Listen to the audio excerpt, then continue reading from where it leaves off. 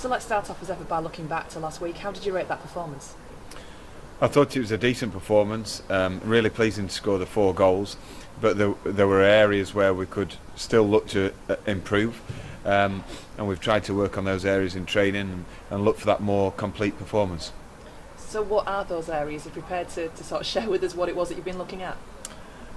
Probably it's more of a state of mind that start strongly in terms of set pieces, which we're normally good at, but reacting to that second ball that might get popped back in, and adjusting accordingly, and also believing in the passing side. We're good and sharp on the ball when we're at our best, and make sure that they're just not episodes in the game where we're really strong, and then we get a little bit hot under the collar in terms of the mindset when it's not going our way. So we've just got to keep sticking to the game plan and keep improving. With that mindset, is it just almost drilling it into players in training? I know we've spoken before about the mental side of it, but is it almost getting to muscle memory, if you like, for want of a better expression, of knowing when you're in this situation you can get out of it? Well, I think, sticking to our strengths. It's not asking anything complicated of the lads, and we do passing drills almost daily, so that we're good at it, so we're well equipped to play under pressure, and then we do a lot of small-sided games as well, so that it's very in a concentrated area. So when that's intense, hopefully, I know that the emotional side of the game, there's so much more at stake on a Saturday, but the more we're doing training, we're hoping to keep on improving. Now the table really starting to take shape now. Obviously Salford top by a point. Do you feel that the focus you had on you at the start of the year, because of the start that you made, is maybe just starting to just drift somewhere else at the moment?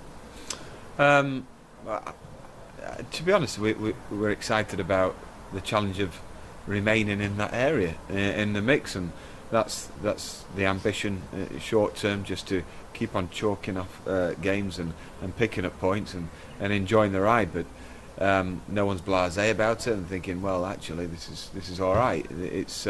It's all right, but until it catches up with you, if you take your foot off the gas, and certainly not what we're about. So let's look at your team. Starting off with Lloyd Kerry, the injury picked up last week. How is he?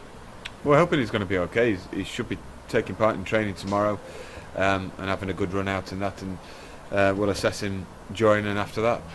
So you've got a bit of food for thought then, because from what you said, you were impressed with Jack Emmett that came on to replace him last week. Yeah, he brought that dynamic side to what he's got to his game onto the pitch, and he scored a very good goal as well. So got a real selection headache, yeah. I guess in all areas of the pitch as well, one or two more trying to get themselves back into contention. It looks like Dominic Knowles won't be fit enough for Saturday, which is a shame. He's been playing really well. Aaron Williams came in and played ever so well last week. Mark Beck came off the bench and was superb. And Jordan Thewlis as well. He's trained this week and looked really, really sharp as well. All he'll be lacking now is match fitness. A few problems. You can't keep everyone happy, but we're trying to talk to people in advance of making any decisions, selection-wise, any changes. We try and keep them upbeat, but at the minute it's a happy camp because the results and performances have been sound. I saw on your website this week as well about one or two of the longer-term players coming back and starting to train again as well. How far are you now from getting a fully fit squad again? Well, I don't want to speak too much about that because you don't want to tempt fate, but both Ryan and Jordan have trained, and Rachel's been a redundant physio in her room today, which is how we want it to be. But every time we look too far ahead and get excited about having 18 or 19 fit bodies, we succumb to injury. But it's looking stronger and stronger, and hopefully we can continue in that same vein. Now another long journey for you this weekend. You seem to have got it sussed out how you prepare for these matches, certainly from previous experience so far. But what do you make of Ebbsfleet? Well, they seem to play a very similar shape to what we played against last week at Boreham Wood. Again, full of fit, strong lads. They've got good variation of set pieces that we're trying to assess, and they've got good experience, and that's what we're finding a lot. There's a fair bit of National League experience within each team's ranks, and they've got a good lad in on loan as well who can float about the place and and he's very, very pacey. So we'll have to make sure that we're rigid defensively. And another thing to improve upon last week is, and probably the week before, is when we're attacking set pieces, and make sure we all get back quickly.